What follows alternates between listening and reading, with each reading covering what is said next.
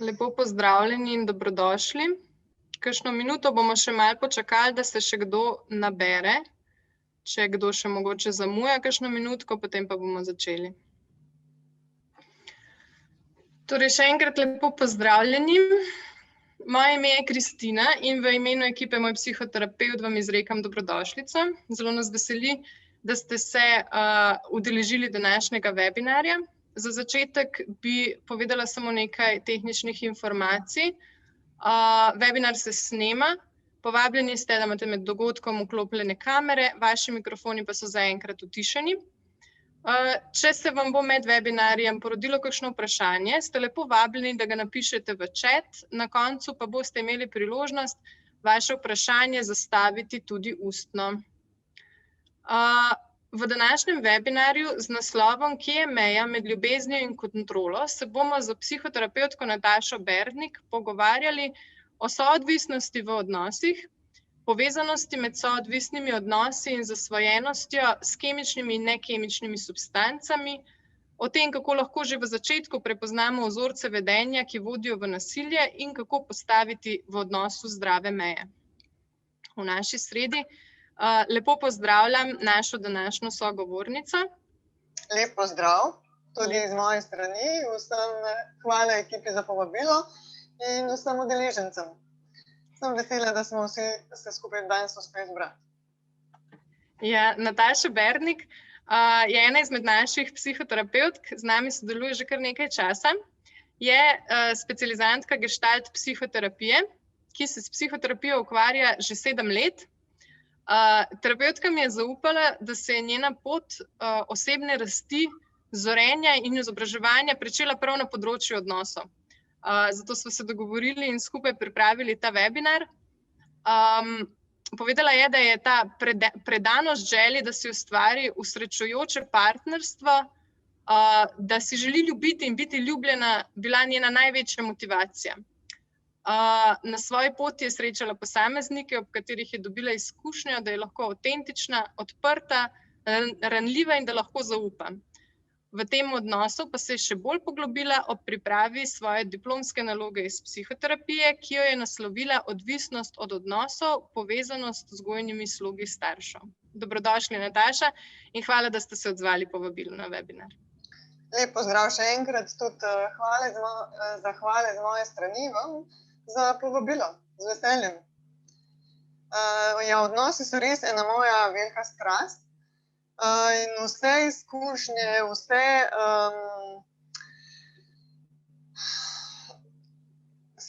vse koščke sestavljanke, ki so bili potrebni za to, da sem si jaz nekako oblikovala sliko, kaj je tisto, kar nas naredi ljudi take, kot smo. Kaj prispeva k temu, da se vedemo tako, kot se vedemo? Zakaj si izberemo partnerja takega, kot si izberemo? Zakaj si vedno znova izberemo istega partnerja, če smo že pri prvem izvedeli, da nekaj ni v redu? Za vse to sem rabila leta raziskovanja in svojih vzorcev in svojih primarnih odnosov. In vse to, kar sem do današnjega dne odkrila, zvedla, se naučila, dobila izkušnjo, z veseljem dam naprej. Če je komu dobrodošlo, super, če ni, pa tudi v redu. Ja, tako da z veseljem to delim, svoje izkušnje. Če so dobrodošli, še to boljše. Zelo so dobrodošli.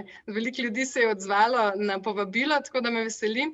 Zdaj pa, če kar lahko začnemo z našim intervjujem v obliki, danes bo vse potekalo v obliki pogovora, zato ste tudi vi povabljeni, kot sem rekla na začetku, da v chat pišete sproti tudi kakšno svoje vprašanje. No, pa za začetek, kakšna je razlika med zdravo pozornostjo in ali pa kontrolo v odnosu? Ja, ti vzorci se začnejo kazati že zelo zgodaj v odnosu. Pogosto, ko gremo nazaj gledati, kje se je začel tisti nezdrav odnos med menoj in nekom drugim, se v bistvu začne že takrat, če zdaj gledamo na odraslost, se začne že takrat, ko se spoznamo. To je že zelo zgodaj. In srečamo vedno človeka, ki ima enake rane, kot jih imamo mi sami, in ti znaki šibkih meja se kažejo pravzaprav že od samega začetka. In če zdaj začnem pri tej zgodnji fazi spoznavanja, ko nekoga spoznamo in nam ta pozornost seveda zelo godi, še posebej, če prihajamo iz družine, kjer so bili kjer sem jaz kot oseba bila videna ali pa sem dobila neko pozornost samo takrat, ko sem dobila dobro oceno ali pa takrat, ko sem nekaj naredila za nekoga ali pa ne vem, takrat, ko me je nekdo rabil, potem v meni zelo, zelo živi ta rana prezrtosti in ko pridem nekam v en odrasel odnos in mi nekdo nameni pozornost, sem te pozornosti tako zelo lačna, da je seveda več kot dobrodošla. Je to kot en obliž na to mojo rano prezrtosti. In na začetku te romantične zaljubljenosti je seveda te pozornosti veliko in smo željni in nam tudi zelo prija, seveda. In zdaj, kako prepoznati, kje pa je ta razlika med tem, a je to pozornost ali kontrola, je pa v bistvu se začne takrat, ko je več znakov, tako bom rekla. Je več znakov, kako se to kaže. Kaže se najprej v tem, da ko mi ta oseba nasproti, ki mi je na začetku s toliko pozornosti, ki mi je godila, hkrati s tem začela postavljati tudi nek pogoj. Se pravi, se ta pozornost začne stopnjevati. To je prvi znak. In ta pozornost začne služiti temu, da ta oseba nasproti, da jo zelo zanima, kaj počnem, s kom sem, kje sem, kdo vse je še tam, pridem domov takoj, ko bom od tam, pridem takoj domov, se bom še kje ostala, se pravi, vse je namenjeno temu, kaj jaz počnem. In ne meni kot osebi. Se pravi, da to drugo osebo tam jo ne zanima, bila si s prijateljico, ste se imeli fajn, kaj ste počele, ste uživali, ste se smejale. S tem bi za mene to bil znak, da se ta druga oseba zanima za mene kot osebo. In takoj, ko se jaz na to ne odzovem, če se na vsa ta vprašanja, poizvedovanja, ne odzovem takoj, ne poročam za vsak korak sproti, kje sem, s kom sem, zakaj sem, kdo je še tam, o čem se pogovarjamo. Če to drugo osebo to zelo vznemiri, da se ob tem razburi, potem je to znak, da je ta meja pozornosti prešla v nek nadzor, da to ne služi več temu, da jaz njega ali pa njo zanimam kot oseba, ampak da jo zanimam kot sredstvo, zato ker je on ob tem ali pa ona negotov.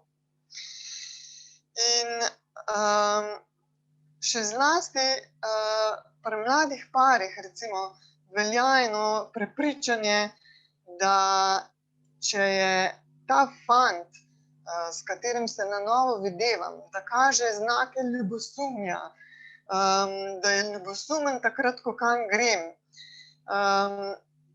da je to znak, da me ima zelo, zelo, zelo rad, potem vam moram povedati, da je to eno zelo, zelo zmotno prepričanje in če mu ne poročate takoj, kje ste in s kom ste, se to še samo stopnjuje, potem je to znak, da v tem odnosu ni zdravih meja in da ta kontrola oziroma ta pozornost ne služi temu, ker si oseba želi biti z menoj, ampak to služi nekemu nadzoru.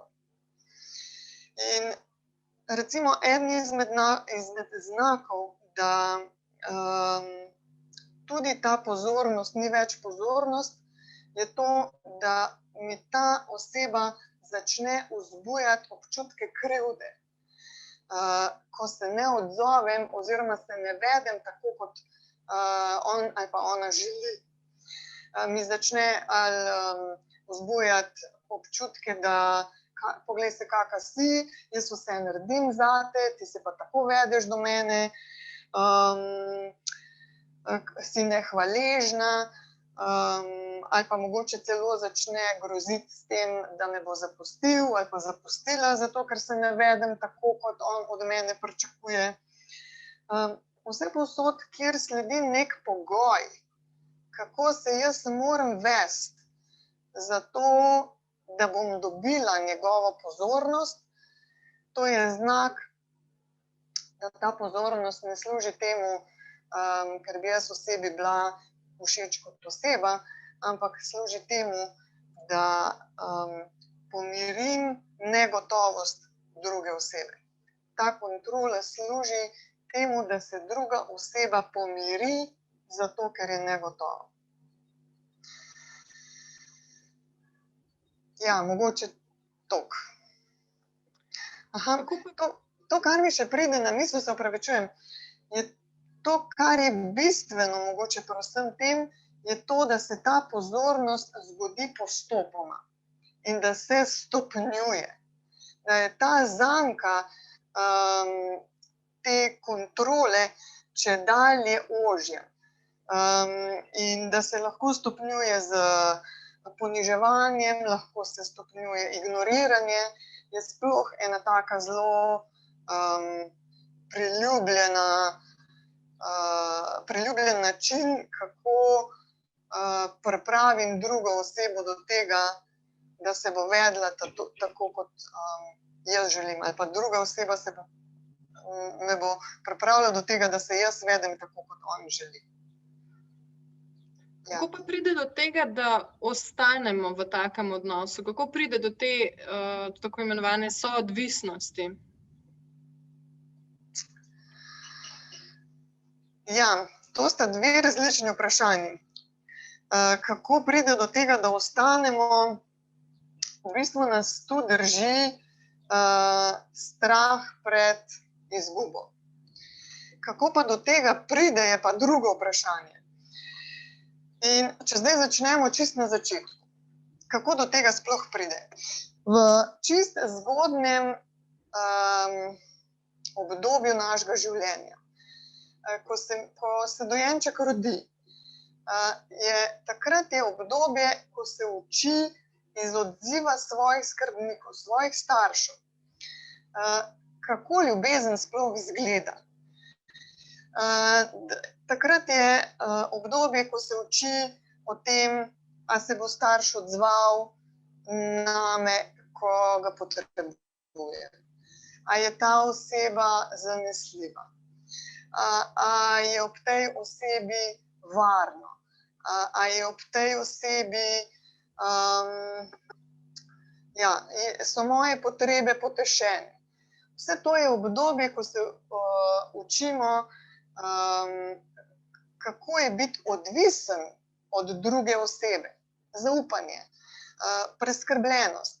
Vse izkušnje od tam odnesemo v odraslost. In v bistvu smo ljudje edina živa bitja, ki se rodimo z dvema primarnima potrebama. Ena je potreba po avtentičnosti in druga je potreba po navezanosti. In ker je potreba po navezanosti primarna, da sploh otroček lahko preživi. Zlata ribica recimo nima tega, da bi bila odvisna od svojih staršev.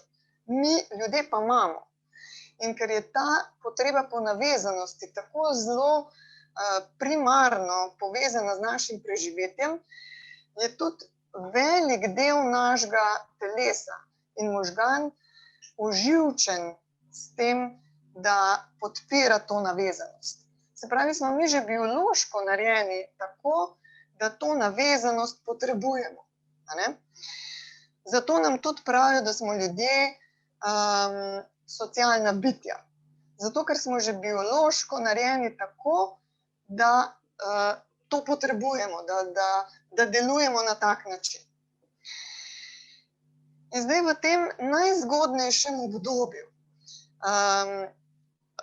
tega otročka, če se rodi v nek nezdrav družinski sistem, to pomeni, da tam njegove potrebe niso potešene, da je ta vir navezanosti, oziroma ko je avtentičen, da ne sme biti avtentičen in s to avtentičnostjo ogrozi to vez s primarnim skrbnikom, takrat odreže svojo avtentičnost zato, da ohrani navezanost. In to je tista ključen moment, čeprav to ni samo en trenutek, ampak je to konstantno ponavljanje starša,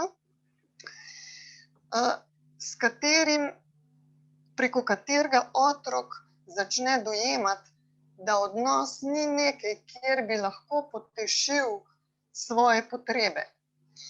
In da odnos ni nekaj, kjer bi lahko zadovoljil to potrebo tudi po tem, ko pride v to vzburjenost, stres, da se lahko pomiri. A ne? In ker otrok skozi odnos tega ne more potešiti, se obrne stran od odnosa in začne biti sam sebi dovolj.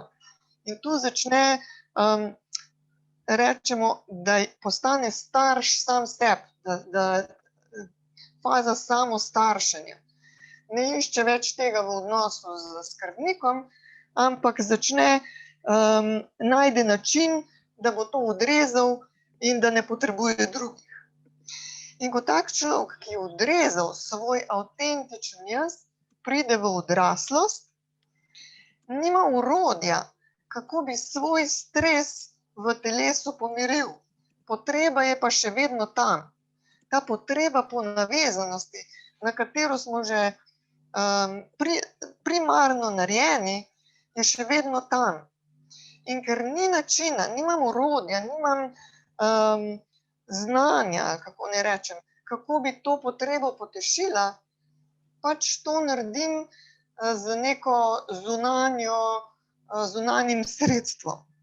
Lahko je to cigaret, lahko je to ne vem, pijača, in hkrati s tem, ko najdem neko sredstvo, ki mi to moj občutek pomiri, moje telo pomiri oziroma ga utiša, potem za mene to postane nekaj, na kar se lahko zanesem, da mi bo vedno znova, ko sežem po tem, pomagalo ublažiti moj občutek neugodja oziroma te notranje napetosti in vznemirjenja. In tako postane lahko tudi odnos, ta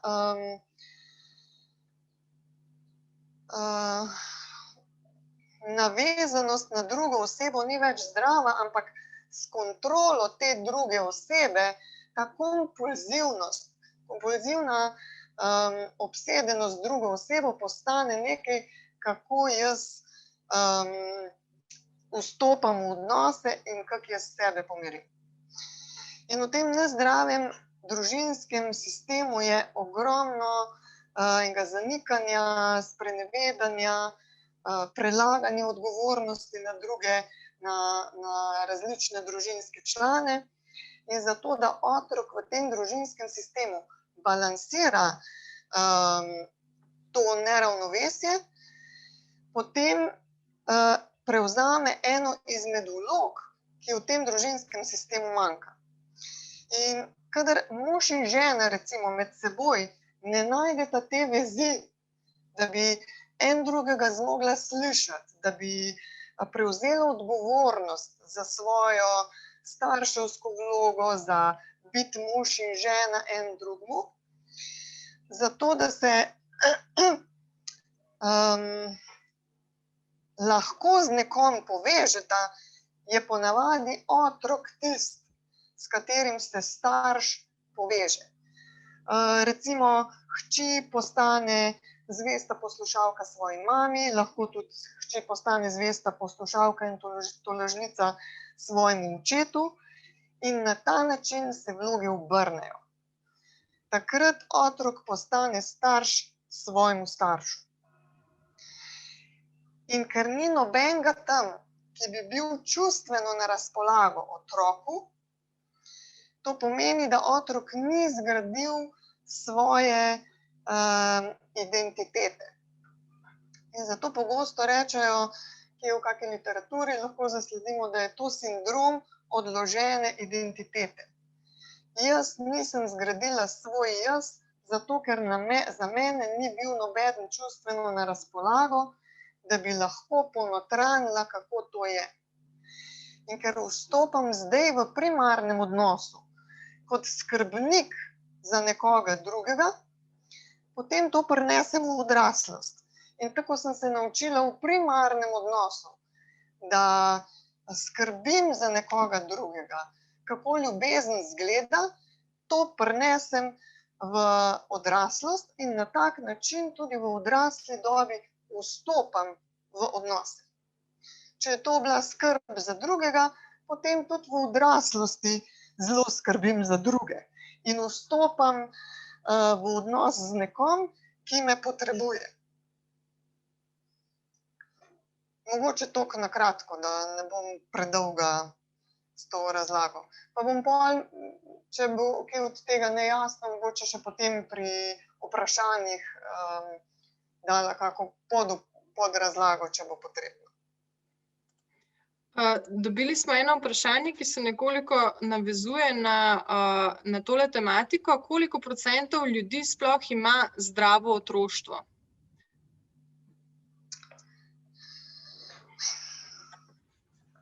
To je statistično vprašanje. Ne bi znala procentualno odgovoriti, ampak pomembno je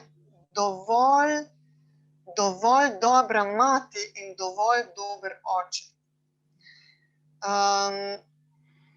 100% idealnih staršev ni in ne obstajajo. In je nemogoče, da bi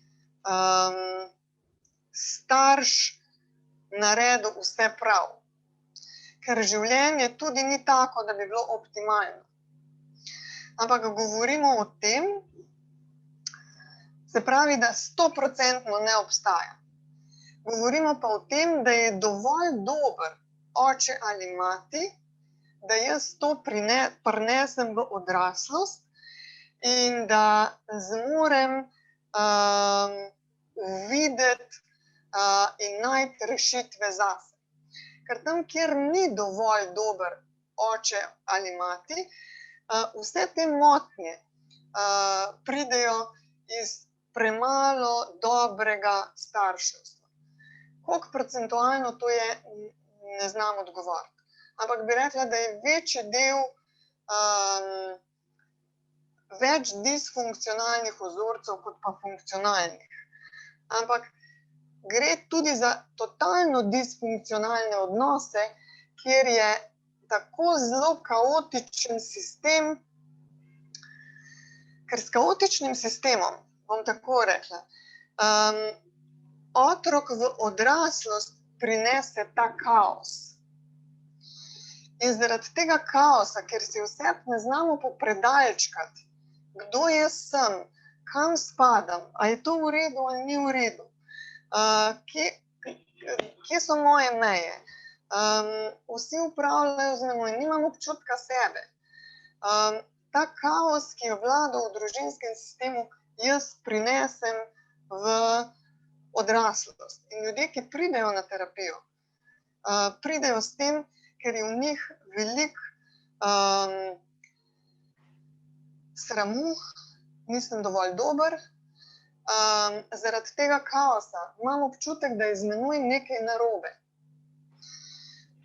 In to z menoj nekaj narobe izvira iz tega, da sem jaz v družini doživljala, ne vem, oče je recimo alkoholik, zdaj si izmišljujem nekaj. Oče je alkoholik, pride domov, pade skozi vrata in mama mi govori, da je utrujen od dela. A jaz vidim, da je oče na smrt pijan. In ta kaos, kakšne informacije dobim in kaj jaz čutim in vidim. In to zanikanje, to ni tako, kot ti praviš, to pa sploh ni tako.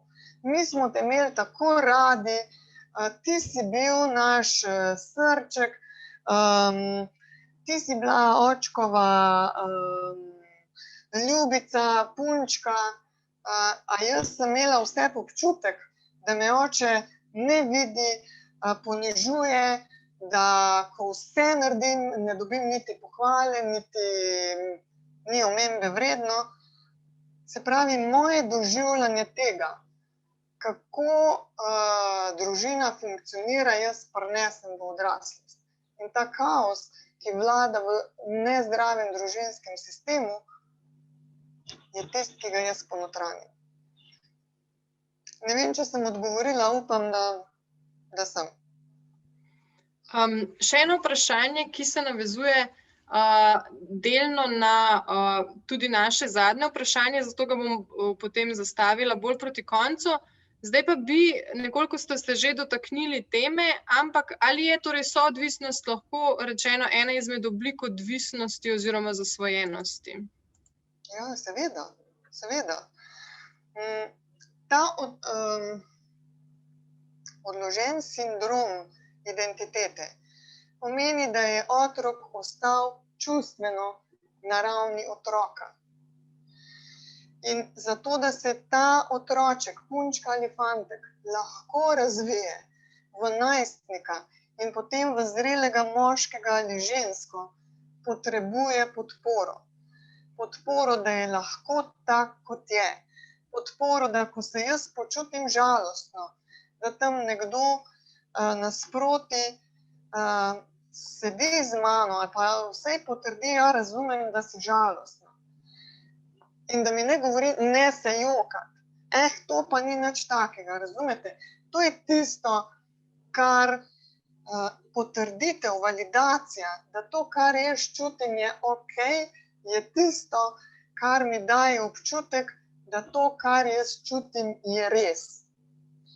Če dobim feedback, da to, kar jaz čutim, ni res, da ni tako, potem to v meni dela zmedo. In to je tisto, kar, da jaz nimam dostopa do svojih občutkov, je tisto, kar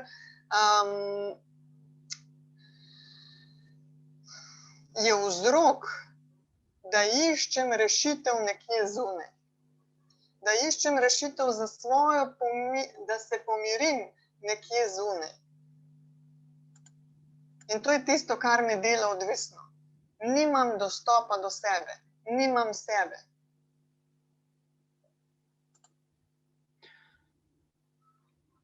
Po čem pa lahko recimo prepoznamo, torej, da odnos ni le nekoliko nestabilen, ampak je, kot ste prej že rekli, v njem vlada kontrola ali pa celo, kje pride na mejo, da lahko govorimo o nasilju?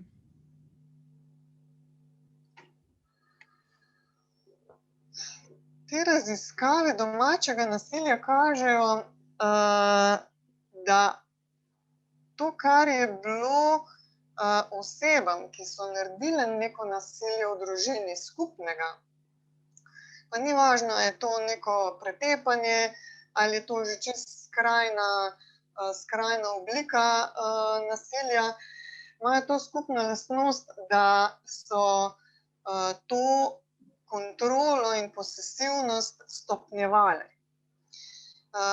Da je iz te, ne bom rekla male pozornosti, ampak iz tega, ja, prav kontrole druge osebe se stopnjuje do mere, da enostavno, ko se oseba ne vede po pričakovanjih tega storilca, da je tam meja, ko je negotovost zanj prevelika. Razlika med to zdravo in nezdravo, zdravim in nezdravim odnosom je pa v tem, seveda ima vsak odnos vzpone in padce. Se približamo in se oddaljimo, se približamo in se oddaljimo. Ampak v zdravem odnosu, zdrav odnos dovoljuje, da jaz izrazim, da imam svoje želje, da sem ločena oseba, da imam svoje potrebe, da imam svoje mnenje, da imam svoje ideje in da jaz to lahko izrazim, da je dovoljeno izraziti. V nezdravem odnosu je pa nenehno prisoten ta strah, da ali bom to osebo izgubila, ali moram to skriti. Ni dovoljeno izražanje, če to ni v skladu s tem, kar druga oseba od mene pričakuje. Se pravi, takoj se pojavi neka sumničavost, nezaupanje, ljubosumje, ko izrazim to svoje mnenje ali pa nestrinjanje, naletim na odpor, da je z mano nekaj narobe, zelo hitro dobim nazaj, da kako poniževanje, nespoštovanje, v tem smislu. V zdravem odnosu je dovoljeno, da vsak izrazi svoje mnenje in potrebe in nezadovoljstvo in tako naprej. V nezdravem odnosu pa tega ni. Takoj, ko nekaj izrazim, dobim nazaj, da je z mano nekaj narobe. V tem smislu je razlika. Ja, kako pa torej potem postaviti zdrave meje, oziroma da se navežem še na vprašanje, ki ga je postavil gospod Bojan. Zanima ga, kako je zgraditi lastno identiteto, da oseba ni več soodvisna. Dobro vprašanje.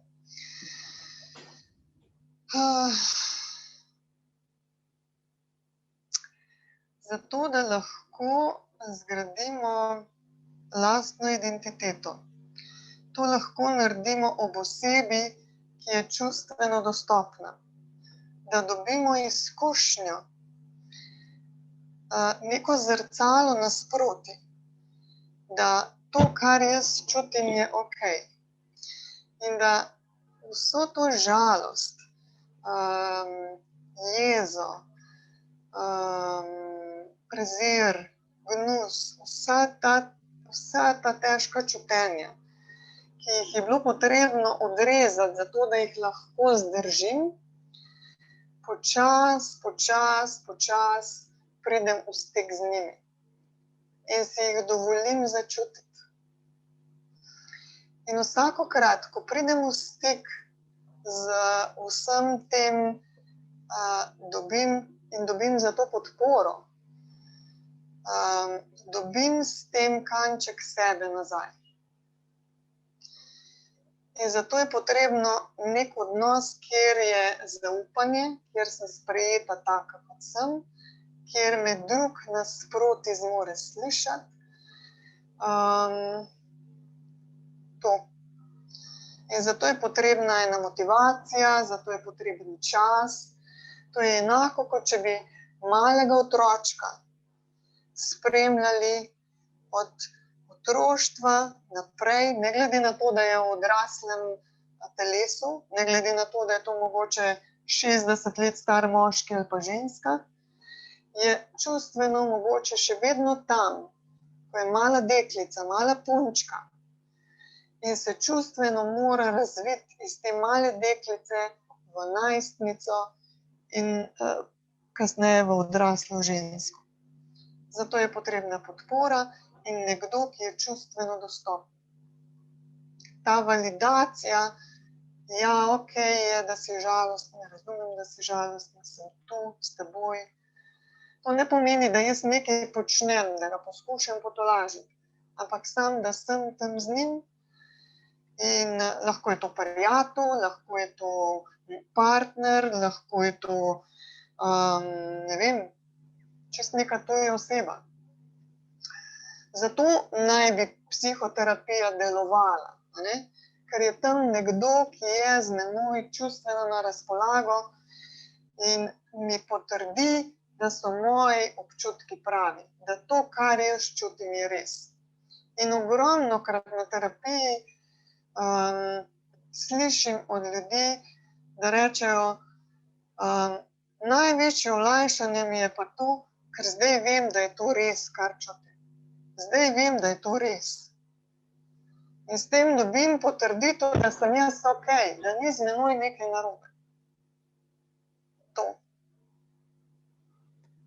Na tej točki bi vas povabila, če ima kdo še kakšno vprašanje, da ga napiše v chat in ga lahko preberem jaz, ali pa se nam potem kasneje oglasite in ga zastavite na glas.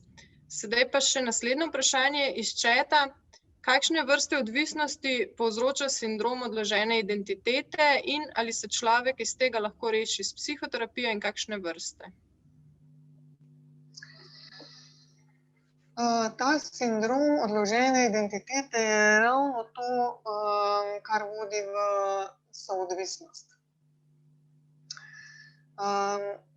Ker jaz nimam svojega lastnega jaza, sem odvisna od tega, kako meni ima drug človek o meni. Nimam sebe, bom tako enostavno povedala.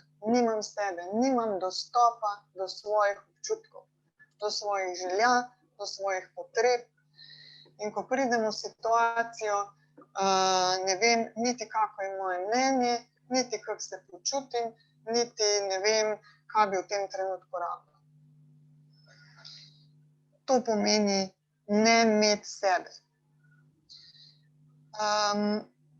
In vse odvisnosti so tiste, kjer odvisnik nima sebe. Zato rabi nekaj zunanjega. Katera vrsta terapije? Vse humanistične. Tiste, kjer ne vem, če je sploh smiselno govoriti o vrsti terapije, ampak bolj o terapevtu. Odnos med terapevtom in klientom je tisti, ki bo pomagal temu človeku. To, ko je terapevt dostopen, čustveno na razpolago. In to globoko, ko si terapevt upa pogledati vase. In z klientom deliti svojo izkušnjo. Ja, veš, jaz sem tudi bil tam in tam. S klientom deliti, da je tudi on šel čez kaj podobnega. Da ima on podobne dvome, da se je tudi njemu zgodilo nekaj podobnega. Da je tudi v njegovi primarni družini bilo podobno. To, ko terapevt zmore pogledati vase. Točno toliko lahko pomaga temu človeku nasproti. Ne vem, če je ravno vrsta terapije tista, ki to vpliva, ampak si mislim, da vedenjsko-kognitivni način ravno ni najbolj ta prav. Verjamem pa, da se terapevti istega pristopa bolj razlikujejo med seboj, pa mogoče terapevti različnih pristopov pa so si osebnostno podobni. Ja, v tem smislu. Bolj je terapevt tisti, ki zmore ali pa ne zmore dati nekaj odnos, ponuditi odnos. Ja, postavljam naslednje vprašanje iz chata. Gospa sprašuje, če si v tem otroškem delu ranjen in ne dobiš te čustvene podpore v partnerju, lahko da sprejema, ampak ne moreš tega zdraviti. Je dobro zapustiti odnos ali to kako drugače premostiti? Je terapija lahko dovolj? Lahko je dovolj. To je super. Če sta oba dva pripravljena skupaj rasti, odlično. Rastemo vedno v odnosu in potrebujemo človeka nasproti. Če bi živeli na samotnem otoku in brali knjige, pa bi to pomagalo, potem verjamem, da bi bilo veliko samotnih otokov, kjer bi to počeli. Zato, da rastemo, potrebujemo odnos. In če sta oba s partnerjem pripravljena rasti v tem odnosu, odlično. Ne vidim razloga, zakaj bi potem zapustila odnos.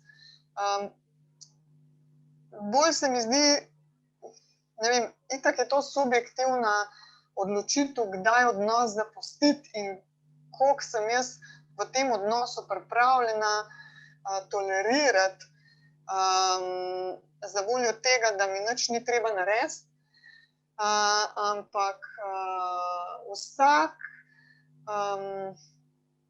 hakelček, na katerega v partnerskem odnosu naletimo, je priložnost za to, da se mi kot osebe razvijamo, da mi napredujemo, da mi vidimo, kaj se za tem skriva.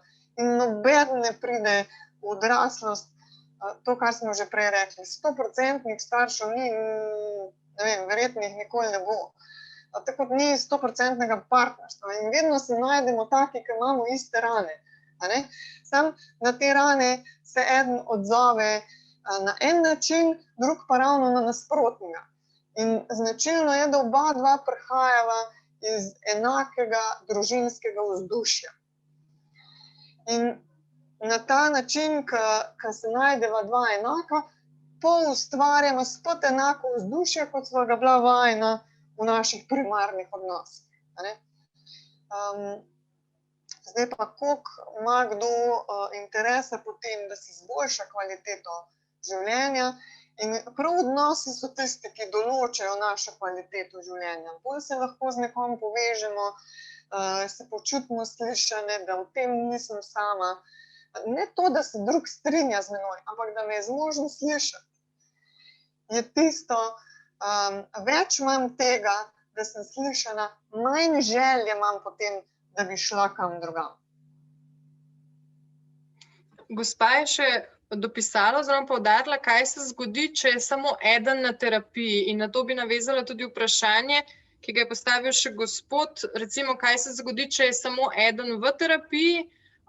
Namreč obrazlaga, svet se ni spremenil si se ti, vendar svet od tebe zahteva, da se mu prilagodiš in je postavljanje zase toliko teže, še toliko bolj v okolju, ker tvoji znanci, prijatelji, sodelavci tebe takega novega niso vajeni. Če se vedemo glede na to, kaj drugi pričakujejo od nas, potem je boljše, da se nikoli ne spremenimo. Ampak s tem, ko se mi spreminjamo, hkrati s tem pridejo tudi nove odločitve. A je to za mene še kaj ali ni? A je to, kar sem jaz pripravljen tolerirati ali ni?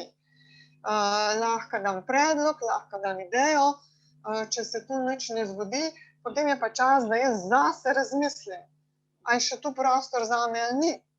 Mogoče pa je pa čas, da jaz grem nekam drugam. Zakaj bi rabila zdaj še druge spreminjati, njihovo življenje je njim okej tako, kot je. Jaz rabim drugačno okolje, se pravi, da se jaz rabim zase odločiti.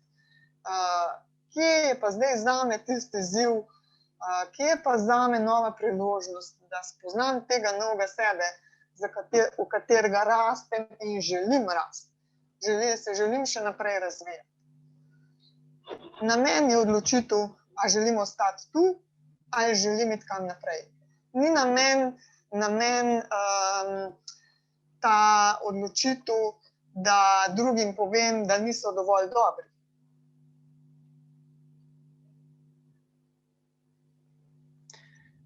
Ja. Še eno precej dolgo vprašanje, jaz bi prebrala del, se pravi vprašanje, čemu bi pripisali, torej, da težimo k podobnemu odnosu, kot smo ga bili deležni v otroštvu oziroma zgodnjem odraščanju. Ali bi bilo to lahko povezano s tem, da je tak nezdrav odnos edino, kar nam je poznano, se v njem čutimo varni, če tudi je nevaren in nefunkcionalen, ali še s čim drugim kompleksnejšim, pomanjkanjem ljubezni do sebe, recimo, da smo mnenja, da si boljšega ne zaslužimo.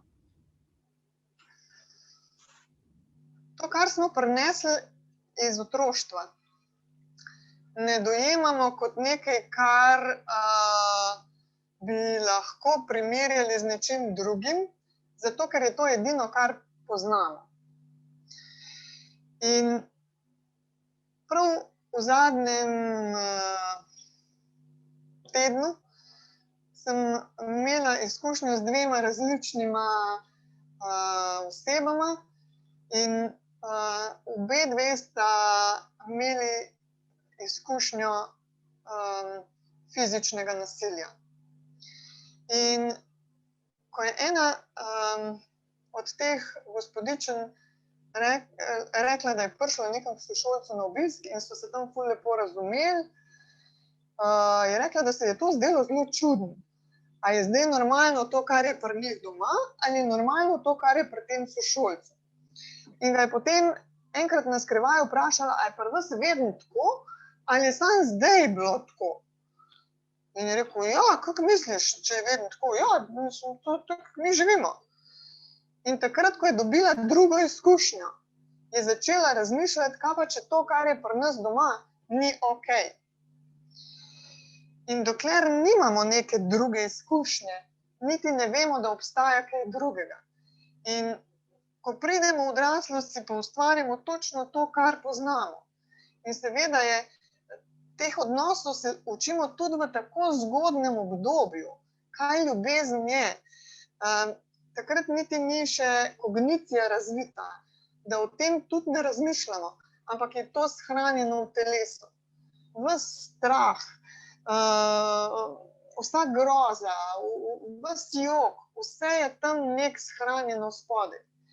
In ustvarimo si take okoliščine, ki so nam domače, zato da lahko naprej vzdržujemo te obrambne mehanizme, ki smo jih takrat razvili, zato da smo se na to okolje adaptirali. In v takem okolju, ko odraščam, taka oseba postane.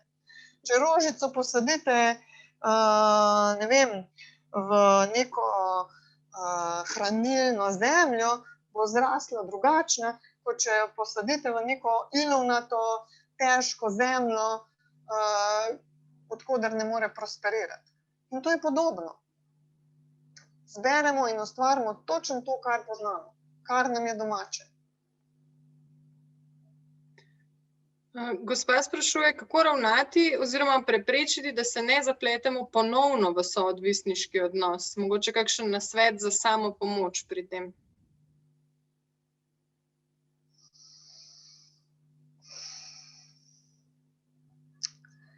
Ja, edino na tak način, da to je način, ki ga jaz poznam zase.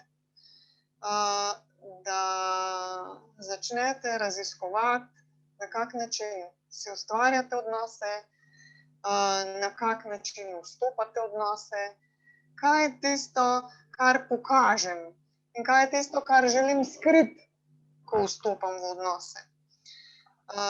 Da raziskujem sebe, svoje doživljanje. Ja, da čim bolj pridem v stik s seboj, ker ko jaz zase vem, kaj je zame, kaj čutim, kaj potrebujem, ko to lahko izrazim, in je to na drugi strani slišano, sprejeto, bo moja izkušnja drugačna, kot je bila tam v primarnih odnosih, ko sem rabila od drugih izvedeti,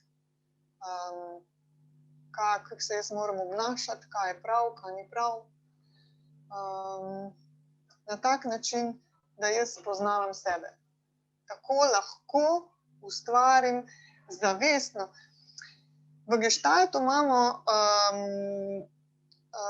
recimo, bi bil cilj, da jaz razširim svoje zavedanje do te mere, da vem, da imam možnost izbire.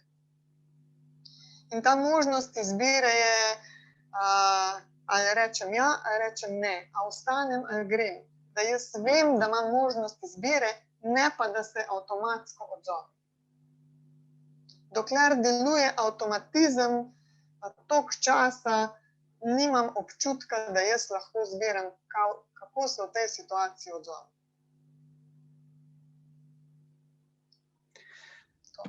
Na tej točki vabim vse, če ima kdo še kakšno vprašanje. Trenutno na chatu ni več nobenega novega, lahko pa se javite, prižgete mikrofon, ga postavite na glas, ali pa, če želite še, imate nekaj časa, da ga zapišete v chat. Aha. Kar povete, Nataša. Ja, prej ste vprašala, kako postaviti mejo takemu človeku, ki začne pretirano posesivno se vesti do mene. In mogoče se to navezuje na vsa ta vprašanja zdaj. Pomembno je, da se zavedamo, da meje ne postavimo zaradi drugih ljudi, ampak da jo postavimo zase. Jaz sem tista, ki postavim mejo, dokam bom nekoga spustila. In te meje delujejo v obe smeri. In kako jaz vstopam v stik z drugimi in kako drugi vstopajo v stik z mano. In ta meja, kako jaz določim mejo, mi govorijo moji občutki. Če ob nekom čutim, da je preblizu 2 metra, potem je moj občutek tisti, ki je vedno ta prav. In če zmorem slišati, kaj mi govori moje telo, potem ne bom nikoli imela težav postaviti mejo. Jaz čutim, da je za mene tako prav in ko izrazim to željo, želim, da je upoštevana. Če ni upoštevana, potem imam spet jaz možnost izbire, kaj bom s tem naredila. A grem ali ostanem. In problem pri soodvisnih je ravno to, da nimamo dostopa do svojih občutkov. Da zato, ker nismo zgradili svoje identitete, ker nismo dobili dostopa do svojih potreb in občutkov, jaz zase niti ne vem, kaj je za mene v tem trenutku prav, kaj čutim, kaj mislim. In potem čakam, da vsi ostali povejo njihovo mnenje in bom mogoče iz tega ven potegnila nekaj, kar bi jaz lahko povedala. Se pravi, dokler jaz zase ne vem, kaj je zame, kaj jaz čutim, toliko časa bom imela težavo postaviti mejo. In to je tisto ključno, kar nam pomaga, da nehamo ustvarjati vedno znova odvisne odnose. Ker ta odvisnost je ravno od feedbacka, ki ga jaz dobim od drugih ljudi. Kaj bodo drugi ljudje rekli, da je prav zame. Ko drugi ljudje vejo, kaj bi jaz morala. Ko drugi ljudje vejo, kako bi se morala vesti, kako bi mogla izgledati, da bi mogla imeti 3 otroke, da bi mogla imeti uspešno kariero, da bi mogla imeti psa, hišo pa avto in tako naprej. In potem živimo v skladu s tem in nam je zelo mar, kaj mislijo drugi, vedno znova pa prezremo sebe. Imamo novo vprašanje. Kako povezujete dano teorijo s fenomenom maminih sinov?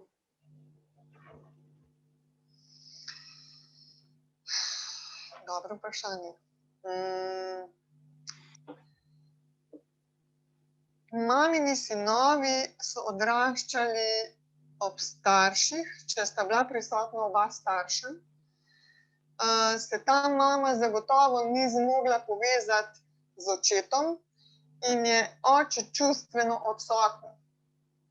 Ali je zelo zaposlen, ali je kakorkoli drugače odsoten. To pomeni, da ga za tega sina ni. Da se sin lahko odcepi od mame, potrebuje očeta. In to je, ne vem, po tem obdobju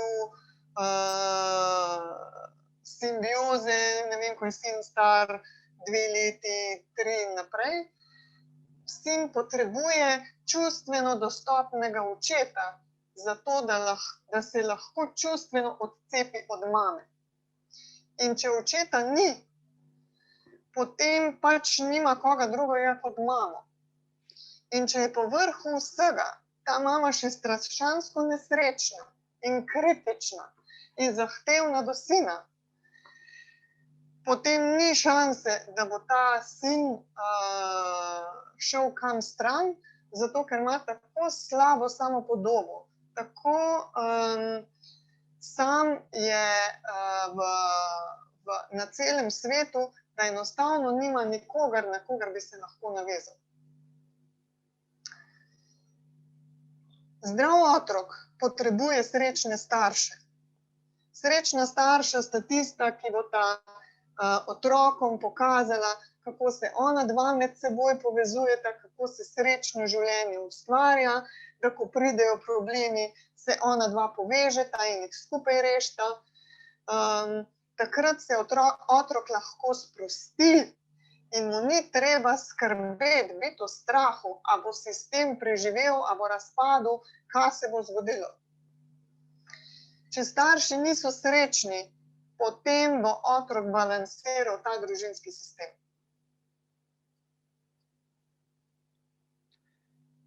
Kaj pa v primeru, da je v partnerskem odnosu ena oseba soodvisna, druga oseba pa je manipulator oziroma narcis? Kaj pa takrat? Ne vem, kaj bi naj bilo takrat. A odideš, a greš?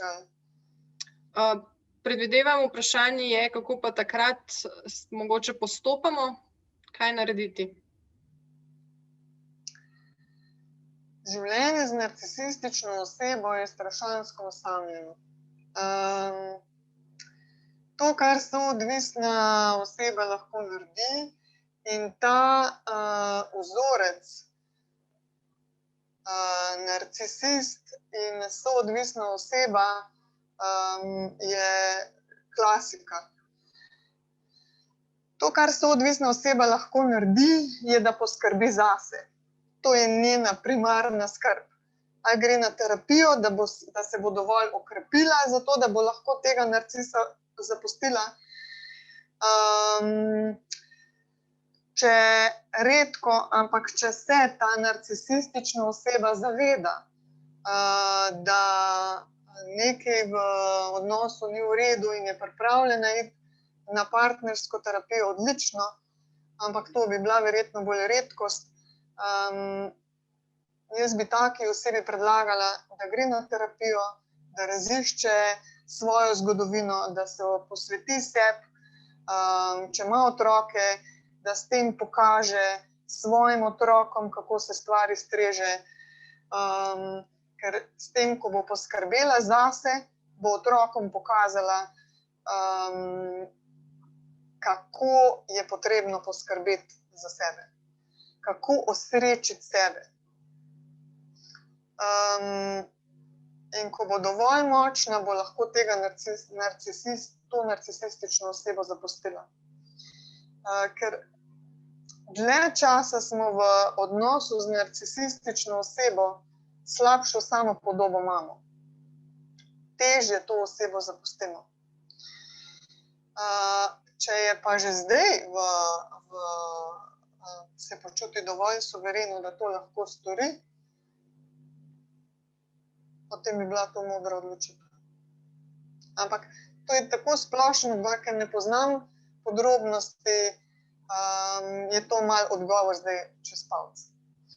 Če je pripravljen partner iti tudi na terapijo, da skupaj izboljšata odnos, bi najprej to poskusila, če ne, poskrbite zase. Prišli smo do konca vprašanj na chatu. Bi želel še kdo vklopiti mikrofon in na glas zastaviti vprašanje? Ja, živijo. Pozdravljeni. Zdravo, evo, bomo kar takole. Ravno vezano na narcisoidnost, no, se mi zdi tako taka tema, ki se je ravno zdaj pač pokazala v času covida, ko smo bili v bistvu vsi skupaj zaprti, ne, in ko sem se ozrl majčkeno po okolici in opazil ogromno nasilja, in se potem tudi v bistvu pogovarjal s kolegi, ki so tudi jaz, no, pač sveže ločeni, ne, in ko se pogovarjamo pač med sabo, kaj zdaj, ne, pri 35 letih, smo vsi ugotovili v bistvu eno in isto zadevo, ne, da starši so pač živeli svoje življenje, približno so vsi bili stari, mislim, so vsi se rodili tam v letih 60, ne, ko so pač bile razmere zagotovo drugačne in tukaj jih štekamo, ne. Ampak ne štekamo jih pa v tem, da še danes, ko se odprto pogovarjamo, ne, se mi zdi, da smo neka taka generacija, ki smo štartali s tem se odprto pogovarjati, do staršev, jih kontaktirati in tako naprej, da ne naletimo na neko razumevanje ali pa vsaj tisne, rada te imam takšen kot si, takšna kot si, ne. In hkrati se to potem tudi vleče v odnosi, ker tudi narcis, mislim, tako dosti sem delal na te teme, je tudi ranjena oseba, ki pač odreagira drugače. Ampak hkrati se je pa pojavil tisti moment, ko ga pač vidim tudi, kar se tudi zdaj izkazuje, recimo v času covida, ogromno ljudi trpi v službah, pri svojih klientih, če imajo, SP-je, DO in tako naprej, ker je svet postal, tako rekel, odnos daš dam, čustev pač tam ni. Sej, je jasno, ker je pač služba, ampak da je to preseglo meje nekega zdravega v bistvu razuma, nekega zdravega odnosa, samo daš dam, da je posegel tudi v bistvu v privatno življenje, je pa mimo. In zdaj glavno vprašanje je, smo v takšnem svetu, kot smo, postal je še hujši kot recimo v prejšnji križi, 2009, 2010, jaz tudi recimo veliko delam za Zvezo prijateljev mladine in ko se pogovarjam z Tamagami, so starši tako postali, v bistvu sploh nimajo več svoje identitete. In zdaj kako v bistvu se rešiti, to zdaj vprašanje pač ti direktno name, zdaj sem, kjer sem šel skozi vse, preživel sem, logem tako naprej, ampak kamorkoli se ozrema, je v Sloveniji tako, se mi zdi, kar taka, mogoče še ta zgodovinska zavest ali ta, biti potkačen, kako zdaj v bistvu se preroditi in dejansko to živeti.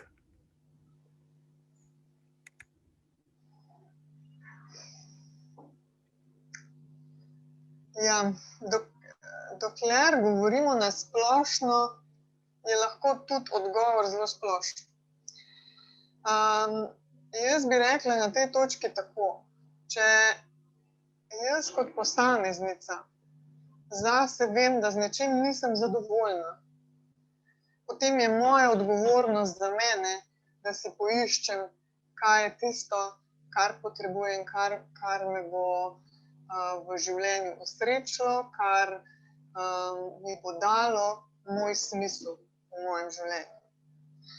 Ker če gledamo na splošno, da so vsi Slovenci nezadovoljni in z vsem, kar je gospod zdaj povedal, strinjam.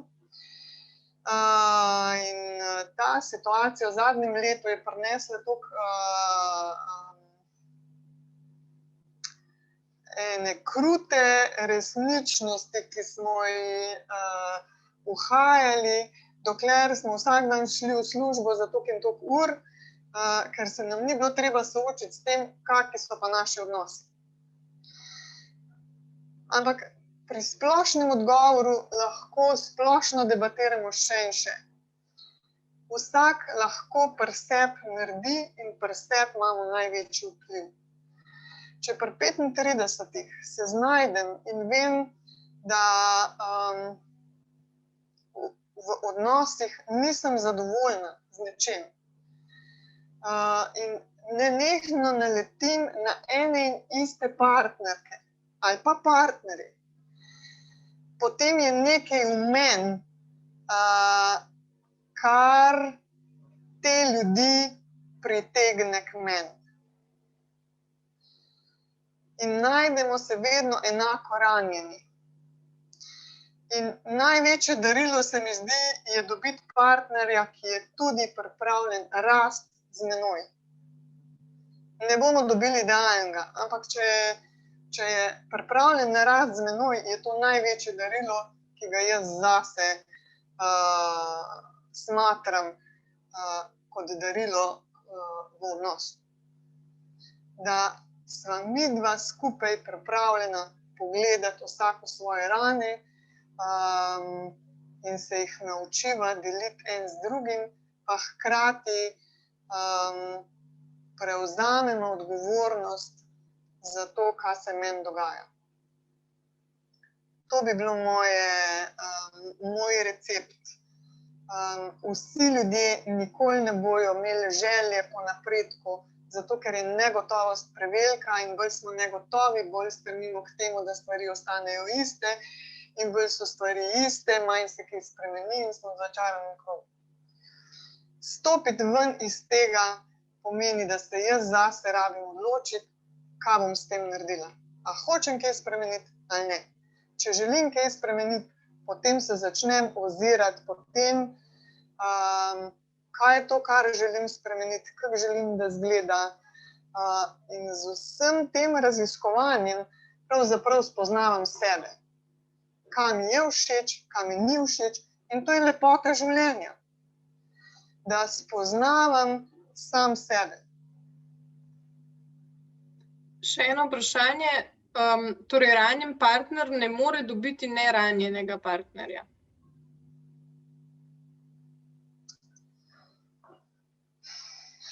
Verjetno, da lahko. Se zgodi, ja, da običajno so ravno te naše rane tiste, ki nas pritegnejo skupaj. Zato, ker ko se oseba nasproti nas na isto situacijo, pa vam bom povedala svoj primer, mogoče bo tako še najlažje razumeti, da ne govorim o teoriji. Recimo z mojim partnerjem sva ugotovila, da se na nek stres, ko pride nek problem, odzivava ravno nasprotno. In dolgo nam je to oba spravljalo ob živce. Jaz začnem razmišljati o tem, kako bi našla rešitev, koga bi poklicala, na koga se naj obrnem, kako bom našla rešitev. In on se na isto situacijo odzove, ne, boš, da nič ne naredimo, kot da kaj narobe naredimo.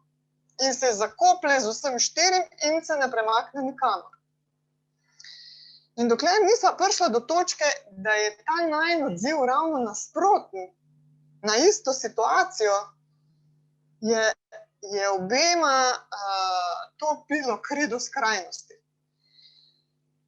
In potem, ko sem slišala njegovo zgodbo, njegov način razmišljanja, odkot mu to, in ko sem jaz začela raziskovati, odkot meni to, je to dobilo smisel v mojem svetu in njegova in moja zgodba.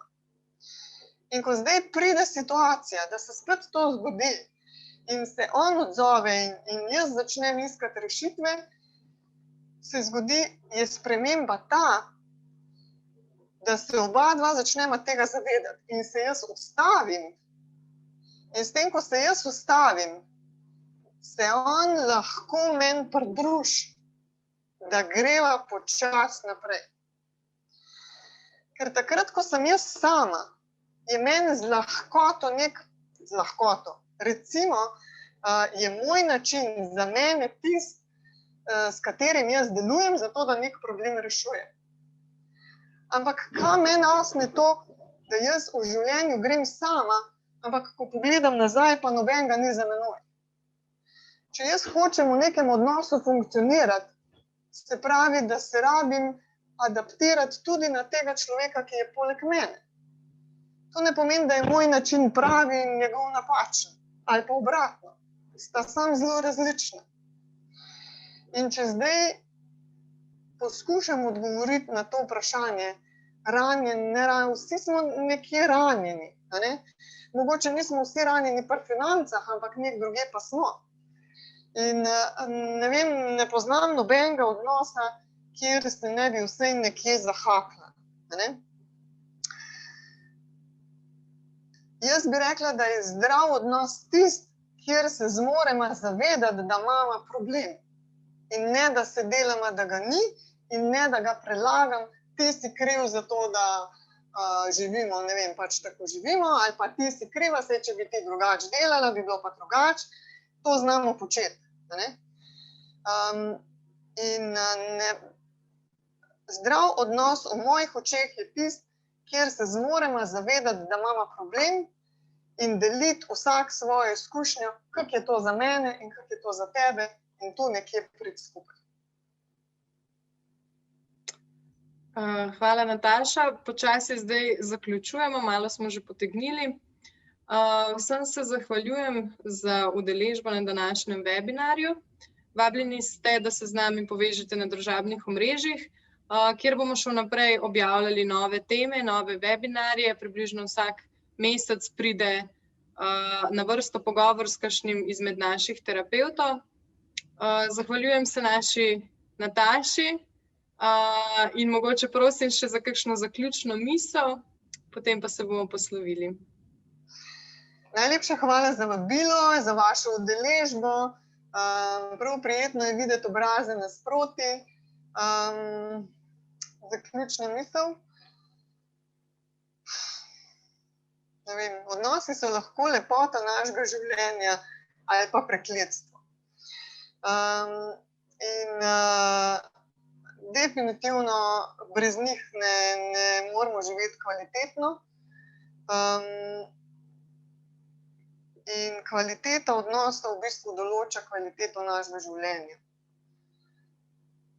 In ne se bati raziskovati svojega sveta in sveta ljudi ob vas.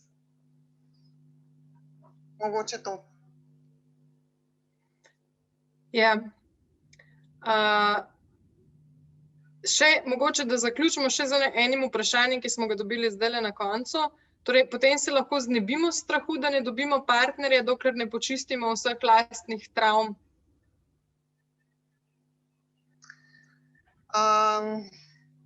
Jaz sem še vedno mnenja, da rastemo vedno v odnosu. To ne pomeni, da ne moramo delati na sebi, če nimamo partnerja. Ampak če nimamo partnerja, zagotovo smo v odnosu kot sodelavci, smo v odnosu kot hči, smo v odnosu kot sestra, brat, prijateljica. Ni samo partnerski odnos. Na milijon načinov smo vpeti v neke odnose. In vse to so naša zrcala, na kak način mi vstopamo v odnose.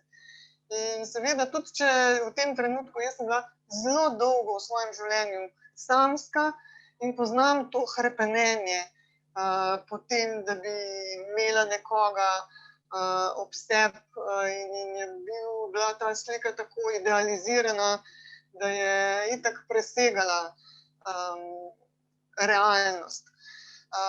Ampak ni partnerstvo edini odnos, ki ga v življenju imamo. In lahko začnemo delati na sebi, tudi preden smo v nekem partnerskem odnosu. Definitivno. Tako. Mogoče je tudi to sedaj naša zaključna misel. Delamo lahko na vseh naših odnosih, rastemo pa, dokler živimo, ne? Tako, ja, prav. Res je. Še enkrat najlepša hvala vsem skupaj, pa se vidimo morda naslednjič. Lep pozdrav. Hvala tudi vam, nasvidenje. Nasvidenje.